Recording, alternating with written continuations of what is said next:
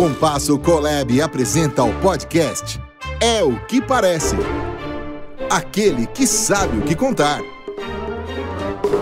É o que Parece. Apresentação: José Francisco Queiroz e Antoninho Rossini.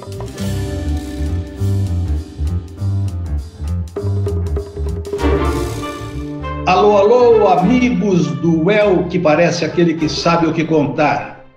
Aqui estamos chegando mais uma etapa de final de ano, começo de ano. Vamos completar logo mais em fevereiro um ano desse podcast. Já temos aí mais de 40 programas feitos, com uma alegria muito grande e acho que dando uma contribuição importante, contando um pouco das nossas experiências, da nossa vida na comunicação e no jornalismo publicitário. Hoje nós temos mais um programa com um convidado à distância.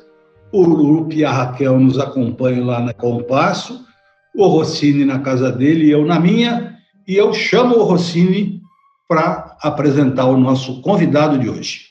Bom, o nosso convidado de hoje, para quem milita no negócio da propaganda, nem precisaria, porque ele nasceu dentro da propaganda. Pegou o DNA do pai para continuar um grande negócio que a família executa com grande perfeição. Mas, falando do Rininho, desculpa, Rininho, você continua sendo o Rininho porque o Rinão era o teu pai, que era o nosso El Capo, muito maravilhoso. O Rino Ferrari, filho, continuou um projeto que o pai começou quando ele tinha 19 anos. Começou numa agência como empregado, como prestador de serviço e depois montou a Rino Publicidade, que se transformou numa agência realmente grandiosa. Aliás, a agência tem 58 anos de idade e o Rininho sempre viveu dentro dela.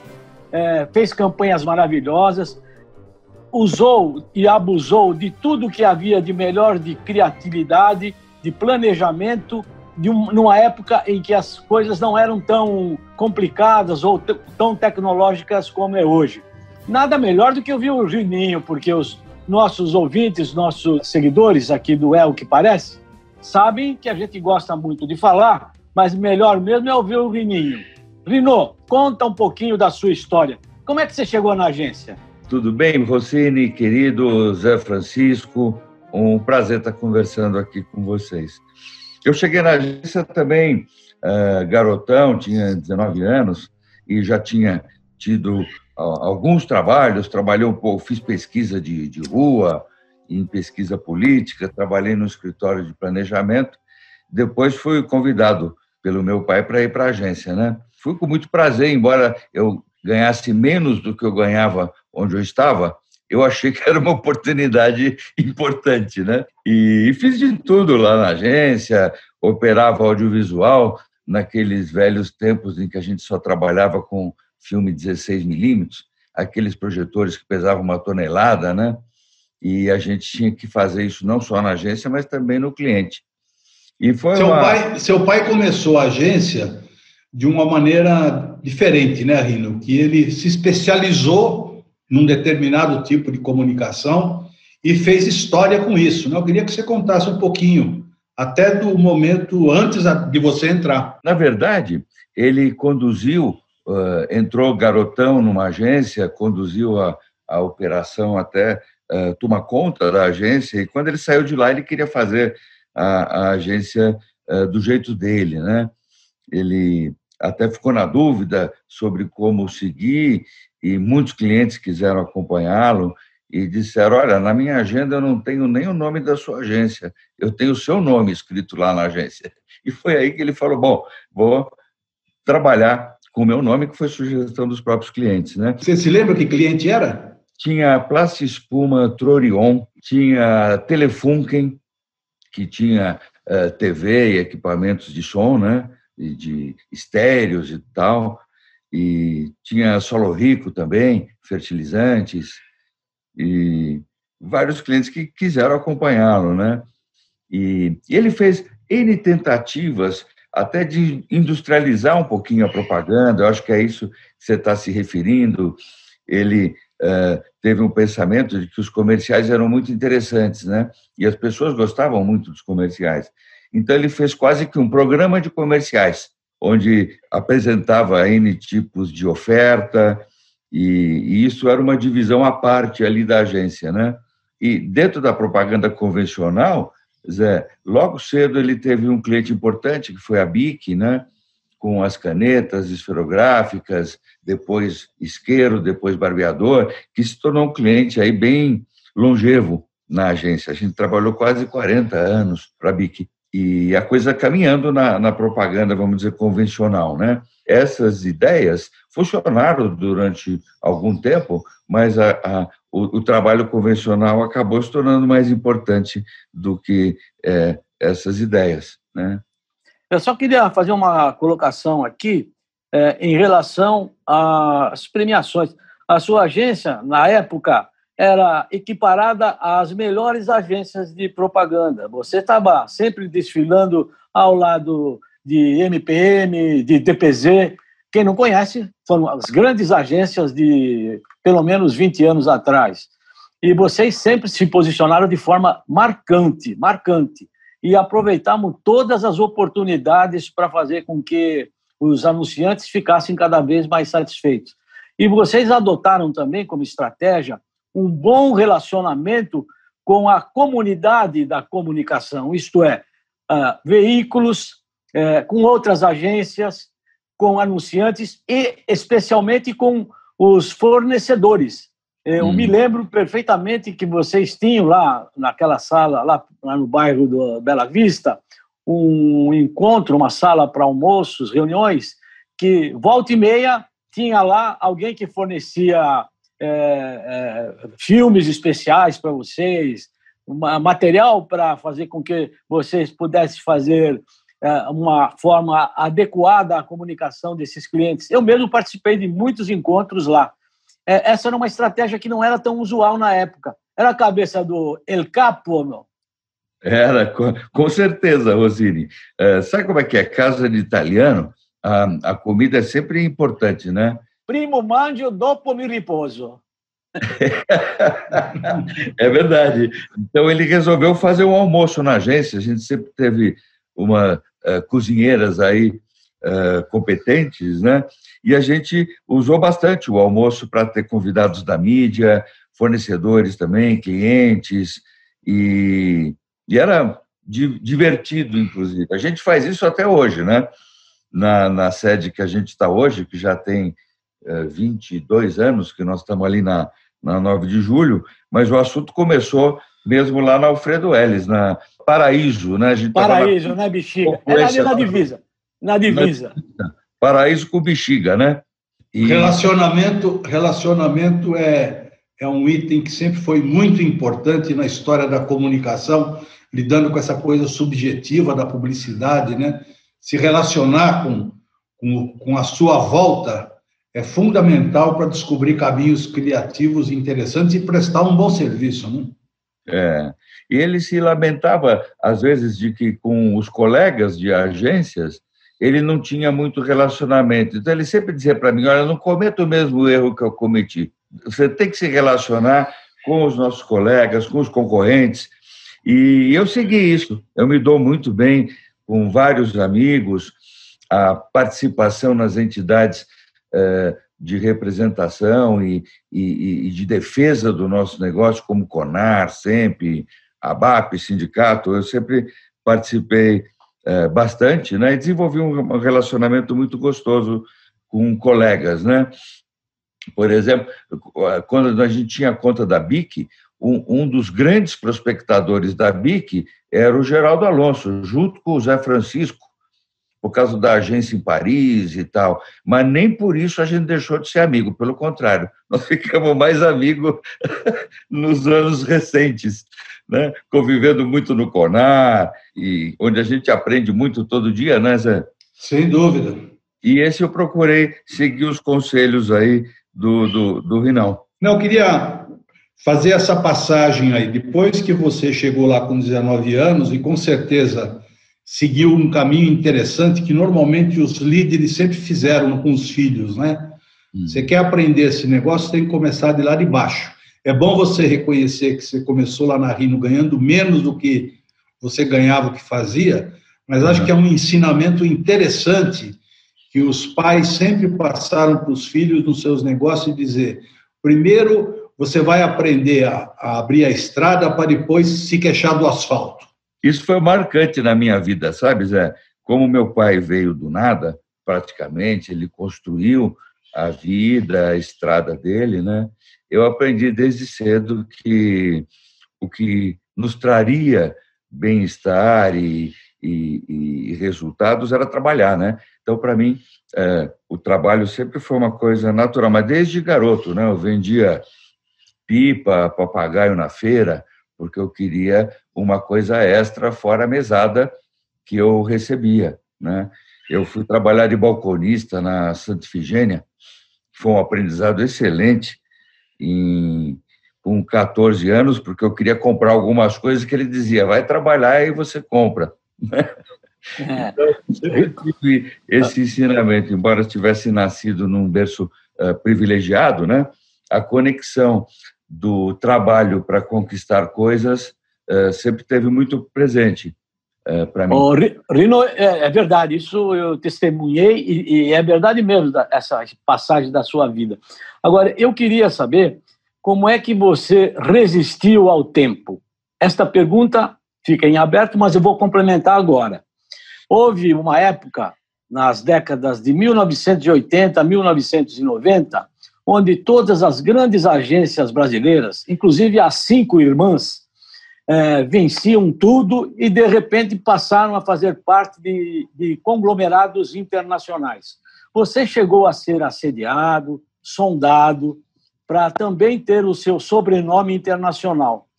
Conta aqui para nós, para os nossos ouvintes do o que Parece, como foi essa passagem, como você resistiu a todas essas tentações, ou, por outro lado, o que é que houve que você se limitou a permanecer como Rino?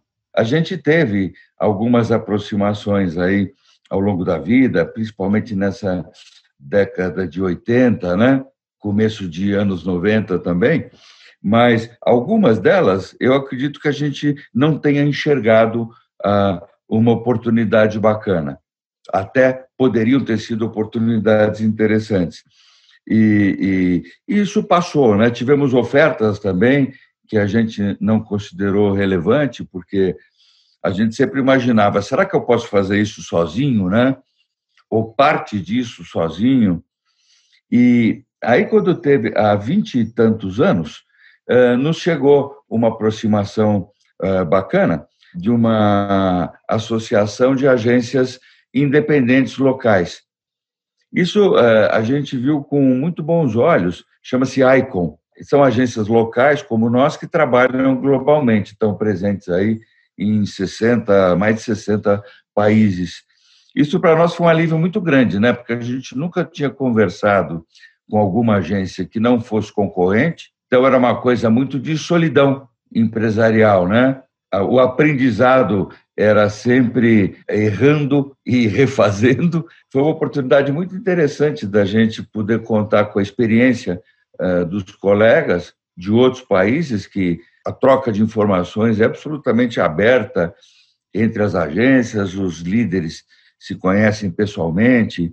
Então, isso nos deu uma arejada bacana de enfrentamento daquela globalização veloz e crescente, né? Foi muito agradável. Isso trouxe resultado de negócios para a Rino ou não? Praticamente nada, Zé. O que ela deu foi um poder de defesa interessante, né? Porque você conseguia fazer com muita velocidade uma troca de informações, um benchmark internacional do que estava acontecendo naquele segmento. E o próprio cliente, quando dizia: olha, eu estou fazendo um projeto no Chile, ele dizia: não, eu posso te ajudar no Chile. Ah, como assim? E aí fizemos N coisas para clientes nossos fora do Brasil, sem que ele acessasse uma agência concorrente, né? Ou tivesse que ter uma multinacional a partir daqui para ter a conexão internacional. Então, eu diria que funcionou muito mais no sentido de troca de experiências e de defesa. Mas, na verdade, a ICON, ela só tem aqui no Brasil uma parceria com a Rhino. Ela não tem com qualquer outra agência em todo o território nacional. Isso aí era um acordo ou faz parte do compliance dessa organização? Não, isso era parte da política mesmo, sabe, Rossini? Hoje está tendo algumas alterações em termos de inclusão de especialidades. Aqui ainda não aconteceu, até porque a gente tem se declarado e atuado como uma agência all lines, que a gente fala, né? No all lines a gente inclui não só o trabalho que nasce já dentro do on e do off, mas também sempre a preocupação com o resultado que o cliente precisa ter, né? Não é só o budget que está lá em cima, mas é o que ele espera receber de resultado, né? E em outros países já está acontecendo. Nós temos algumas agências ultra especializadas no digital, em CRM, que também prestam uma consultoria para outras agências da rede. Então, a troca de informações, eu diria que é o maior patrimônio, né? E você ter 1, 2, 3 amigos em cada um desses países te dá uma possibilidade muito grande de acessar recursos para o seu cliente, né? Eu acredito que isso deva ter contribuído muito para a Rhino ser uma das poucas agências brasileiras, se não a mais longeva hoje, unicamente brasileira, perto do mundo das multinacionais que foram absorvendo outras empresas brasileiras. Eu acho que, de alguma forma, essa participação da Rhino na Icon contribuiu também para esse fortalecimento, né? É a única agência brasileira que faz parte da Icon. Rhino, queria mudar de pato para ganso. Acompanho a sua agência desde o tempo do teu pai. E sempre com muito prazer. Foi com ele que eu aprendi a comer uma comida italiana, o cudiguinho. Aquela comida que se servia maravilhosamente bem lá no Nacional Clube, que a gente já citou outras vezes aqui. Mas é que é o seguinte, vocês criaram, mas secularmente, com exagero da linguagem, os pôsteres de fim de ano. Cada pôster que vocês produziam, criavam, virava uma peça de arte. Tem até colecionador de pôster da Rhino. Conta um pouquinho sobre essa história. É verdade. Isso já tem mais de 40 anos, Rossini, que ao invés de fazer um cartão de Natal, a gente faz um pôster de fim de ano / ano novo, né? A ideia é sempre a gente captar um pouco do sentimento coletivo e também dos nossos votos para o ano seguinte, né? Nesse tipo de imagem. É um pôster que tem que trazer uma contribuição positiva para as pessoas. Esse é o objetivo dele, né?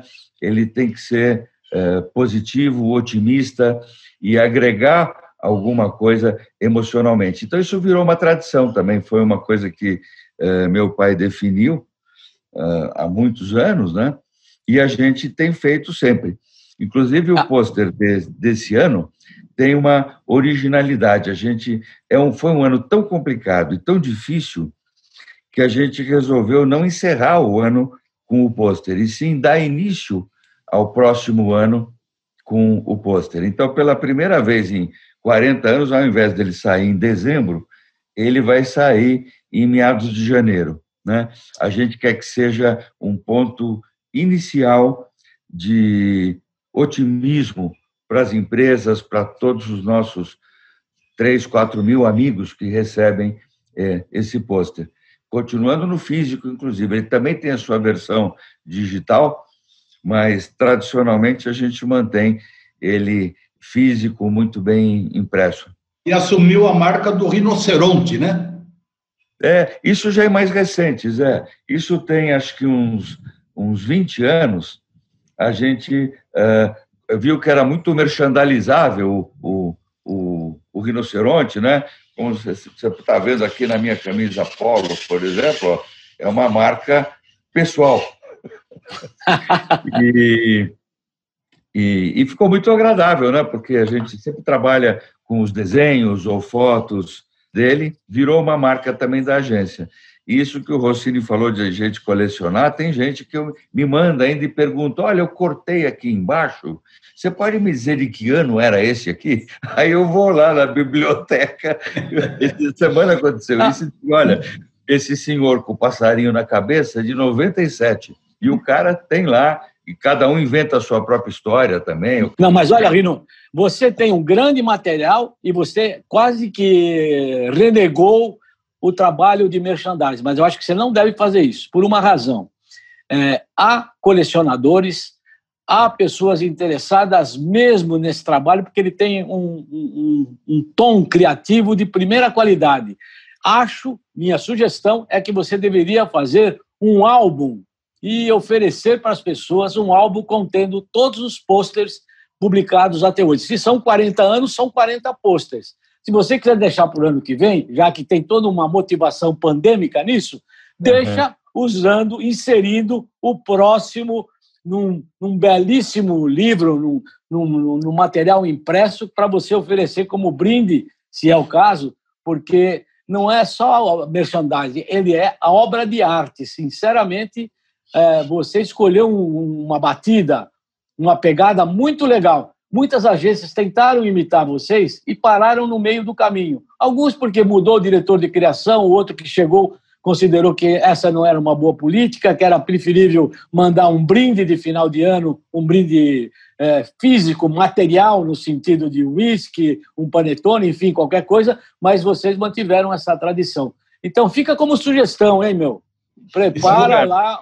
E se você precisar de uma sugestão de um editor, até porque você deve conhecer muita gente nessa área, eu posso dar uma sugestão boa para você. Quem é, Zé? Parece que é um cara que gosta de fazer rapel. Você está mexendo comigo, Zé, pelo amor de Deus. Eu também assisti essa no Facebook. A gente tem que se controlar, viu, Rossini? Porque a gente gosta de aventura, de adrenalina, né?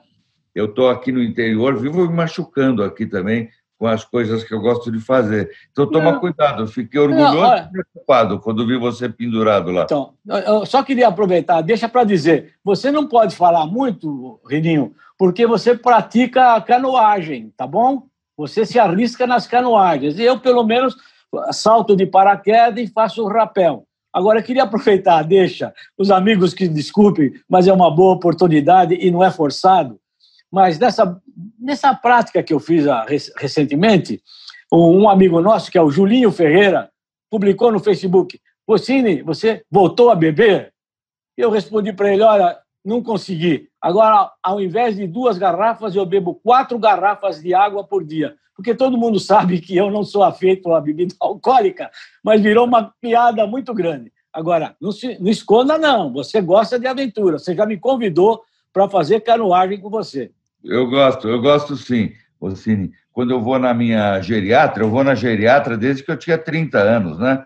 E disseram que era o momento certo de você iniciar, não chegar lá todo estragado já, que aí não tenho muito o que consertar, né? Você pode fazer tudo, só que com um pouco mais de cautela. Tá bom, puxou a minha orelha, né? Ô, Rino, eu queria retomar um assunto que é uma curiosidade. Queria que você voltasse um tempo atrás. Eu tenho a curiosidade, eu vivi uma experiência semelhante a essa que você passou, mas eu gostaria de saber de você como é que foi. Eu trabalhei na Norton durante muito tempo, convivi com o Geraldo Alonso pai, o Geraldo Alonso filho, e num determinado momento o pai passou o bastão para o filho, lamentavelmente, porque ele faleceu. Essa passagem de uma empresa de pai para filho, considerando pessoas marcantes, queria que você me passasse essa experiência de como é que foi essa passagem de assumir a posição de um homem que fez a agência do porte que fez e passou o bastão para você. Olha, Zé, foi um momento, eu diria que difícil para mim, imagino que difícil para ele, né? Embora ele tivesse, num determinado momento, querendo trilhar outro caminho, sempre empreendedor, né? Ele estava sempre pensando em coisas novas para fazer. A gente tinha feito um trabalho de análise da agência com uma Dia de qual seria o futuro dela, como ela poderia prosseguir. E aí teve a indicação do meu pai e do Madia também, de que eu poderia sucedê-lo. Eu recebi a notícia, de um lado, com uma certa normalidade, mas, de outro lado, bastante desafiado, exatamente por ele ser essa personalidade exuberante, vamos dizer. E seguimos nesse DNA aí da agência, sempre com ética, com muita responsabilidade, focado no resultado que o cliente precisava ter. E curioso que, no início, eu usava como referência, não só pessoalmente, né, consultando sobre um assunto ou outro, mas depois, mentalmente, eu já fazia a consulta e eu mesmo tinha a resposta que eu imaginava que ele me daria. Com o tempo, eu fui desenvolvendo aí meu jeito próprio de pensar, de decidir. Faço uma liderança bastante democrática com companheiros de primeira hora, tipo Esdras, o Fernando, que são sócios também da empresa, né? E alguns novos que chegaram, sempre compartilhando. Eu gosto muito de ouvir, não costumo me apressar com as decisões. Eu acho que tem que ser criado sempre um ambiente muito positivo de colaboração e de compartilhamento, né, das decisões. Então, nesse ponto, eu sou diferente, porque ele também conversava, mas tinha aquela personalidade um pouco mais solitária na hora de decidir, super convicto do passo que ia dar, né? Ele até brincava depois comigo, a gente tinha uma intimidade de amigos mesmo, maravilhosa. Então ele dizia: olha, se eu fizer isso de novo, você me interna, hein? Era uma coisa que ele confidenciava, ele não tinha medo de dizer que errou, né? Era muito curioso, porque as pessoas não querem assumir nenhum tipo de erro, né? E ele dizia o seguinte: eu falava, tem o seguinte, eu errei, mas eu errei com o meu dinheiro. Você não vai errar com o meu dinheiro, erre com o meu. Tem máximas assim que eu guardo para sempre, né? Coisas que ele confidenciava. Às vezes eu ficava até martelando num erro dele, ele ficava possesso. Ele dizia: esse assunto já passou. Já falei que eu errei, já falei que eu paguei. Olha, eu tenho certeza, Rino e Zé, que os nossos seguidores aqui do É o que Parece, aquele que sabe o que contar, está emendando um papo muito agradável com Rino Ferrari Filho, dono da Rino.com. Daqui a pouco, Rino, você vai contar por que você botou o com na sua Rino. Mas agora é a hora do Zé Francisco transmitir aquilo que ele faz com o maior carinho. É o único sujeito que coleciona frases. E diz lá, Zé, a frase do dia. A frase do dia. A frase do dia, acho que tem que ser usada como uma palavra que acho que permeia o fato da Rino ter existido durante todo o tempo. Essa palavra, melhor dizendo, é sonho. Só que é uma frase um pouco jocosa, apesar de sonho ser uma coisa importante. Nunca desista de um sonho. Se não encontrar em uma padaria, procure em outra padaria. Rino, percebeu, né, quem é o Zé, né? Bom, você já conhece ele. É esse o cara. Pessoal, olha, muito obrigado. Estamos terminando mais um episódio do É o que Parece, aquele que sabe o que contar, mas daqui a pouco nós vamos emendar mais uma bela conversa com Rino Ferrari Filho aqui pelo É o que Parece. Muito obrigado, pessoal. Compasso Colab apresenta o podcast É o que Parece, aquele que sabe o que contar. É o que Parece. Apresentação: José Francisco Queiroz e Antoninho Rossini.